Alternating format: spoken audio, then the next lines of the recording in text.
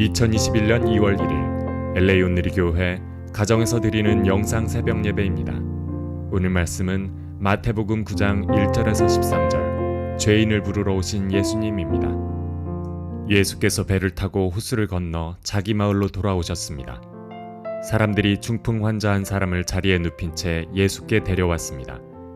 예수께서는 그들의 믿음을 보시고 중풍 환자에게 말씀하셨습니다.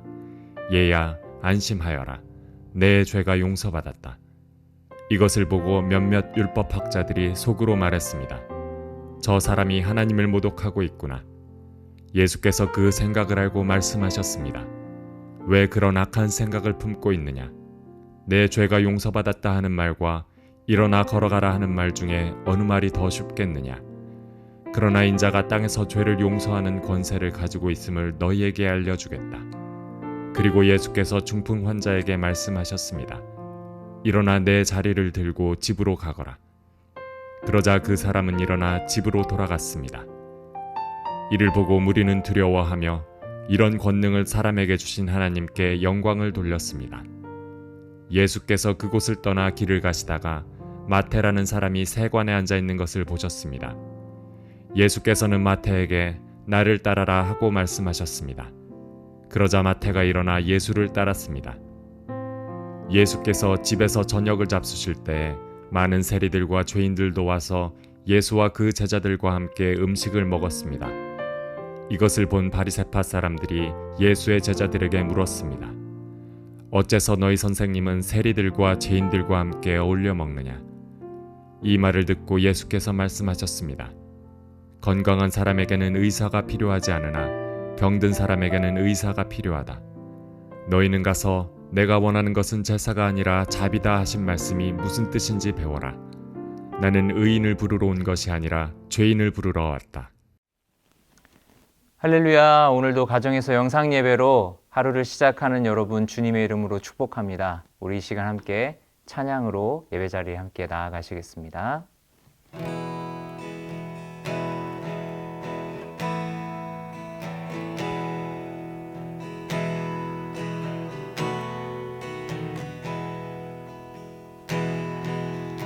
예수가 우리를 부르는 소리 금성 부드러워 문 앞에 나와서 사면을 보며 우리를 기다리네. 오라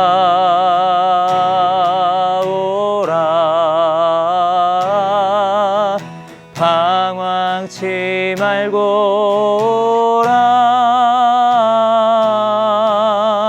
죄 있는 자들아 이리로 오라. 주 예수 앞에 오라.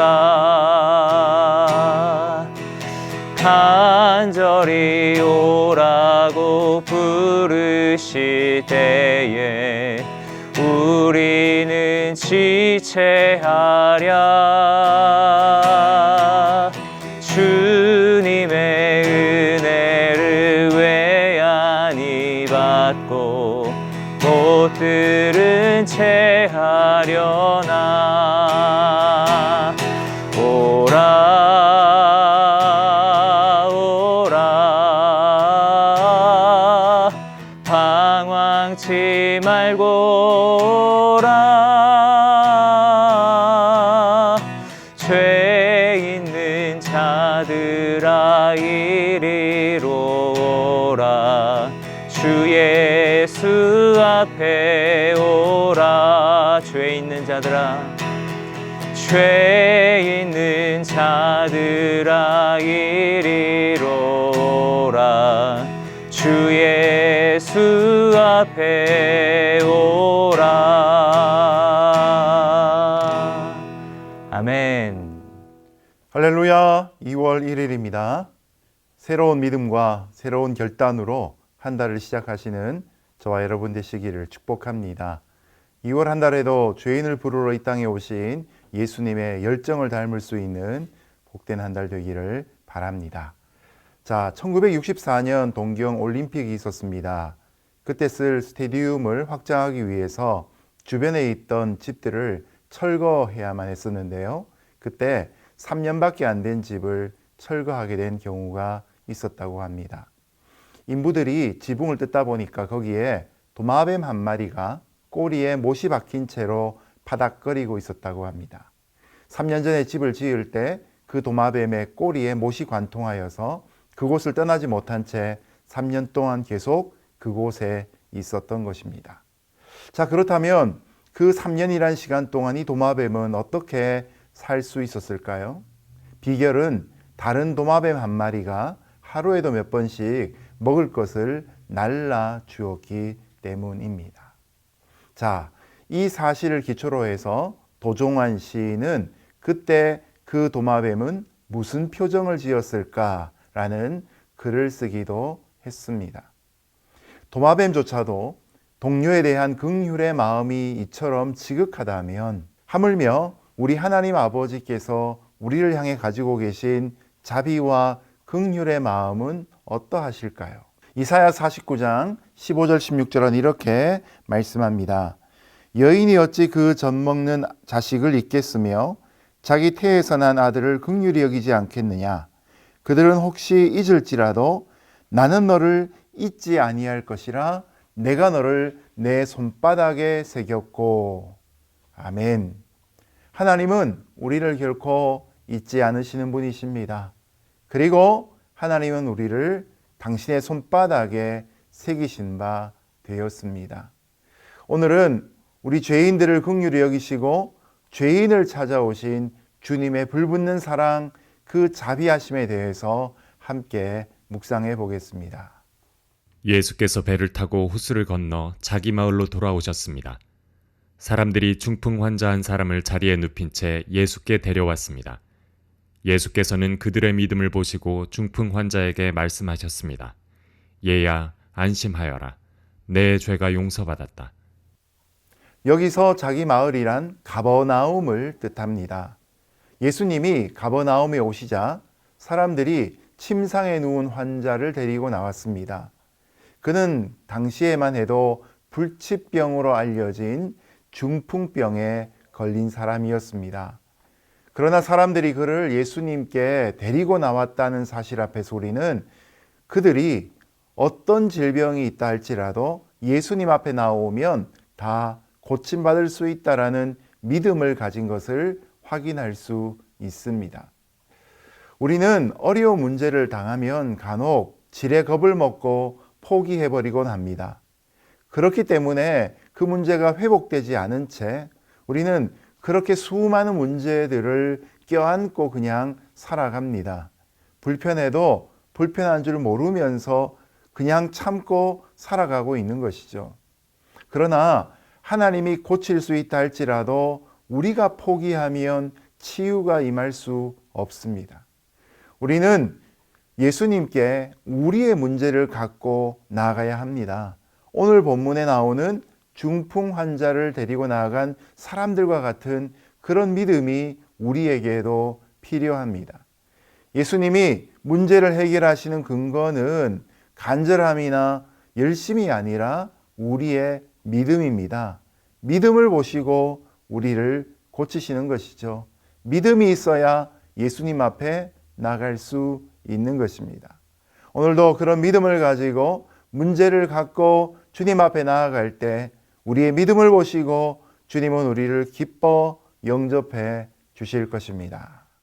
이것을 보고 몇몇 율법학자들이 속으로 말했습니다. 저 사람이 하나님을 모독하고 있구나. 예수께서 그 생각을 알고 말씀하셨습니다. 왜 그런 악한 생각을 품고 있느냐? 내 죄가 용서받았다 하는 말과 일어나 걸어가라 하는 말 중에 어느 말이 더 쉽겠느냐? 그러나 인자가 땅에서 죄를 용서하는 권세를 가지고 있음을 너희에게 알려주겠다. 그리고 예수께서 중풍 환자에게 말씀하셨습니다. 일어나 내 자리를 들고 집으로 가거라. 그러자 그 사람은 일어나 집으로 돌아갔습니다. 이를 보고 무리는 두려워하며 이런 권능을 사람에게 주신 하나님께 영광을 돌렸습니다. 그런데 몇몇 율법학자들이 예수님이 하시는 말씀에 불편을 느끼고 시비를 겁니다. 중풍병자의 병만 고쳐주면 되실 텐데 왜 내 죄를 용서받았다라고 먼저 말씀하시냐며 시비를 걸었던 것이죠. 그들은 지금 예수님이 뭘 모르시고 하나님을 모독한다고 여겼던 것입니다. 여러분, 과연 예수님이 뭘 모르시고 이렇게 잘못 말씀하셨을까요?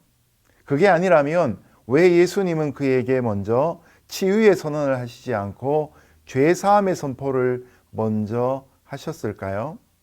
이것은 예수님이 보시기에 중풍 환자에게 있어서 가장 시급한 문제가 바로 죄 용서였기 때문입니다.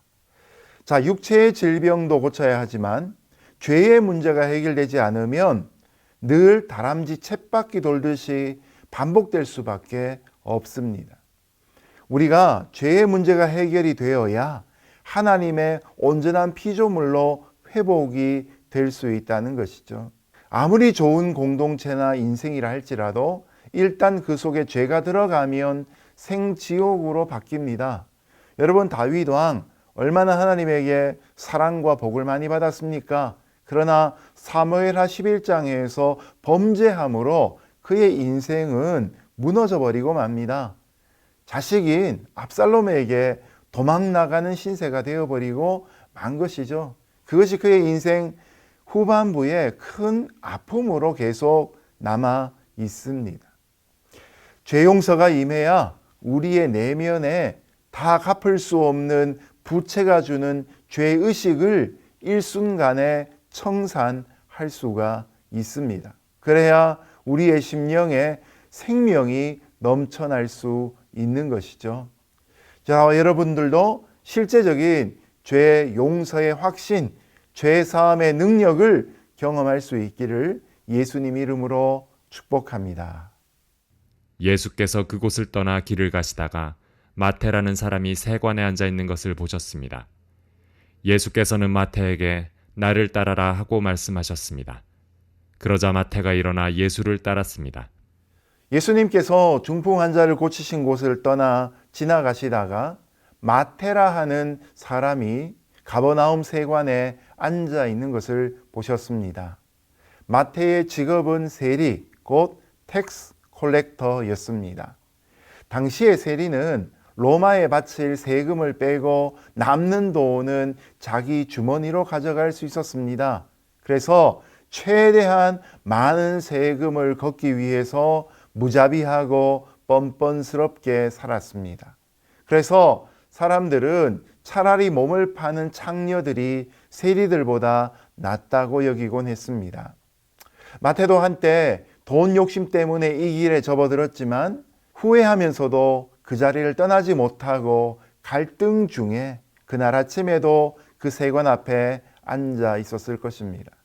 그런데 그 앞을 지나가던 예수님이 그를 보시고 나를 따르라고 말씀하셨습니다. 여러분, 한번 생각해 보십시오. 세상에서 따돌림을 받던 마태를 보고 예수님이 욕하지 않으시고 오히려 나를 따르라고 초청하고 계십니다. 마태 입장에서는 정말 놀랐을 것입니다. 이 초청은 사실 마태를 향한 예수님의 관심과 사랑의 표현이었습니다. 또한 마태의 이전 행실을 용서하시는 사죄의 음성이었습니다. 이는 예수님이 그 시대에 버림받은 한 영혼이었지만 그 속에 있는 놀라운 구원 역사의 비전을 보신 순간이기도 했던 것입니다.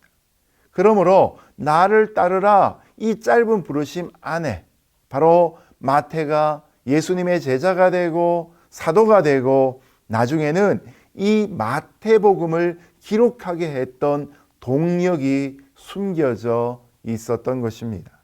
여러분, 마태의 입장에서도 이런 예수님의 부르심을 따라가는데도 쉽지 않은 결단이 필요했을 것입니다. 그가 예수님을 따라 세관을 떠나기 위해서는 먼저 갈등을 해결해야 했습니다. 그러나 그는 다만 믿음을 가지고 떨치고 일어나 예수님을 따랐습니다. 왜냐하면 누가 뭐래도 마태에게 펼쳐질 새로운 인생을 향한 그의 강렬한 소원이 있었기 때문입니다. 여러분, 신앙생활은 환경 속에 감당해야 하는 것입니다. 환경이 어려울수록 신앙도 어려워집니다. 그러나 믿음의 용기와 결단이 어려운 환경을 이길 수 있는 힘을 공급해 주는 것이죠. 결국은 환경의 어려움보다 우리에게 믿음이 있느냐, 강렬한 소원이 있느냐, 그것이 더 중요한 것입니다. 저와 여러분도 이런 마태의 결단처럼 겸손하게 나를 따르라 말씀하시는 주님의 음성을 날마다 듣고 그 앉은 자리, 갈등하는 자리, 주저하는 자리를 떨치고 일어나 예수님의 제자로 살아갈 수 있는 복된 아침이 되기를 주님의 이름으로 축복합니다. 예수께서 집에서 저녁을 잡수실 때 많은 세리들과 죄인들도 와서 예수와 그 제자들과 함께 음식을 먹었습니다. 이것을 본 바리새파 사람들이 예수의 제자들에게 물었습니다. 어째서 너희 선생님은 세리들과 죄인들과 함께 어울려 먹느냐? 이 말을 듣고 예수께서 말씀하셨습니다. 건강한 사람에게는 의사가 필요하지 않으나 병든 사람에게는 의사가 필요하다. 너희는 가서 내가 원하는 것은 제사가 아니라 자비다 하신 말씀이 무슨 뜻인지 배워라. 나는 의인을 부르러 온 것이 아니라 죄인을 부르러 왔다. 마태는 예수님의 부르심의 은혜에 감격합니다. 그리고 예수님을 자기 집에 초대하여서 식사를 대접합니다. 둘이서만 식사하는 것이 아니라 자신과 같은 처지에 있던 다른 세리들도 부릅니다. 그리고 사회적인 지탄의 대상들이었던 욕먹고 살던 또 다른 죄인들도 불러서 예수님과 함께 시간을 보내도록 합니다. 여러분, 이것이 전도 아니겠습니까? 그런데 바리새파 사람들은 이것을 보고 예수님을 비난하고 또 마태를 비난합니다. 아마도 그들에게는 이런 선입견이 있었던 것 같습니다. 의인은 의인들끼리만 있어야 된다. 죄인을 찾아가면 그 사람도 죄인이다. 의인의 그룹에 죄인이 들어오면 그 의인의 공동체가 손상을 받는다. 그래서 이 당시의 종교 지도자들은 자신들도 몰래 죄를 지으면서 겉으로는 거룩한 채 하며 살아가고 자기들도 한 번 죄를 지은 사람들을 용서하지 않는 모습을 보여주었던 것입니다. 자, 그러나 예수님은 죄인을 병든 자라 칭하시고 당신은 의사라고 비유하고 계십니다. 의사는 환자를 치료하기 위해서 존재하죠. 의사가 환자를 향해서 왜 병 걸렸냐고 책망하거나 정죄하지 않습니다. 물론 무서운 의사 중에 그렇게 야단치는 의사도 있습니다. 그러나 그렇게 야단치는 것 속에도 환자를 향한 긍휼의 마음이 있기 때문 아니겠습니까? 정말로 그 병을 치료해서 환자를 건강한 사람으로 회복시켜주고자 애쓰는 것이 바른 의사의 모습 아니겠습니까? 자, 그런데 예수님이 지금 뭐라고 말씀하십니까? 호세아 6장 6절에 나오는 내가 원하는 것은 제사가 아니라 자비다 라고 말씀하시죠. 예수님의 의사가 되셔서 환자가 된 죄인들을 향해 찾아오시면서 하나님의 자비로 그들을 만지시고 그들과 함께 식사하시는 교제를 지금 하고 계신 것이죠. 하나님께 제사만 드리고 겉으로만 의로운 채하고 살아가는 것 하나님이 원치 않으시는 모습입니다. 하나님이 정말로 원하시는 것은 불쌍히 여기는 마음, 자비의 마음, 긍휼의 마음인 것입니다. 자비란 용어가 불교에서 주로 쓰는 용어이기 때문에 우리에게도 편견이 있을 수 있지만 성경 속에 나오는 그 자비, 영어의 표현 속에 있는 compassion, 바로 불쌍히 여기는 마음입니다. 이것이 바로 예수님이 지금 마태를 부르시는 마음이었고 또한 중풍 환자를 고치셨던 마음이었고 하늘 보좌를 버리시고 이 땅에 저와 여러분 같은 죄인을 구원하기 위해 아기의 모습으로 찾아오신 그 마음이기도 했던 것입니다. 하나님이 우리를 향하여 갖는 첫 번째 마음은 바로 이 긍휼의 마음, 자비의 마음인 것이죠. 죄인을 향하여 불타는 사랑의 마음이 자비의 마음일진데 이런 하나님 아버지의 마음을 자녀된 우리도 품고 그것을 본받고 살아갈 수 있는 믿음의 삶이 될 수 있기를 예수님 이름으로 축복합니다. 여러분, 오늘도 우리가 만나는 많은 사람들의 그 삶의 주변의 모습들을 한번 생각해 보시고 기도해 보시면 좋겠습니다. 아, 이 사람은 이런 문제 때문에 참 힘들겠구나. 그것을 위해 내가 기도해 줘야 되겠다.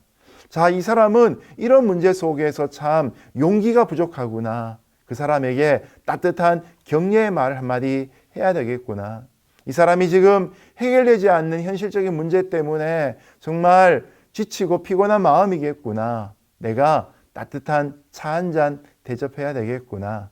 여러분, 주변에 있는 사람들의 그 마음을 헤아리면서 그들을 향해 불쌍히 여기는 마음 가질 때 정말 우리가 성도의 사랑으로 교제할 수 있지 않겠습니까? 자, 하나님이 우리를 긍휼히 여기시는 마음을 느끼시고 그 따뜻한 마음을 가지고 우리 주변의 사람들을 마음으로 품을 수 있는 귀한 사랑의 실천이 있는 하루 되기를 예수님 이름으로 축복합니다. 이제 말씀 맺겠습니다. 설교의 서두에 말씀드렸던 그 꼬리에 못 박힌 도마뱀 오늘 하루 종일 기억하시고 묵상하시면 좋겠습니다. 자, 그 도마뱀이 왜 3년 동안 꼼짝달싹 못했습니까? 꼬리에 못이 박혔기 때문이죠. 여러분, 우리 인생은 죄의 못이 박힌 인생이었습니다.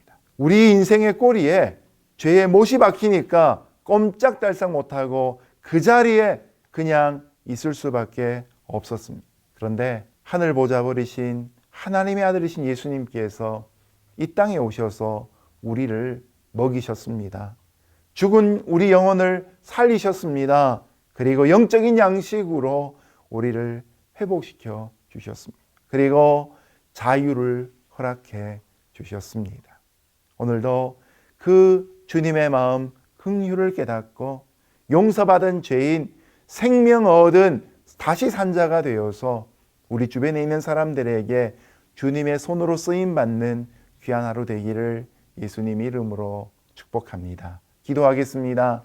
하나님 아버지, 죄에 못이 박혀 움직일 수 없는 우리의 영혼, 거반 죽게 되었던, 아니 죄로 인해서 완전히 죽을 수밖에 없었던 우리의 영혼을 주님이 살리시고 깨우신 것으로 인해 감사합니다. 오늘도 그런 사랑과 자비와 긍휼을 깨닫는 마음으로 살아가게 하여 주시고 우리 주변에 있는 사람들을 참으로 하나님 아버지의 마음으로 깊이 사랑하고 섬길 수 있는 실천하는 한 날 되게 하여 주옵소서.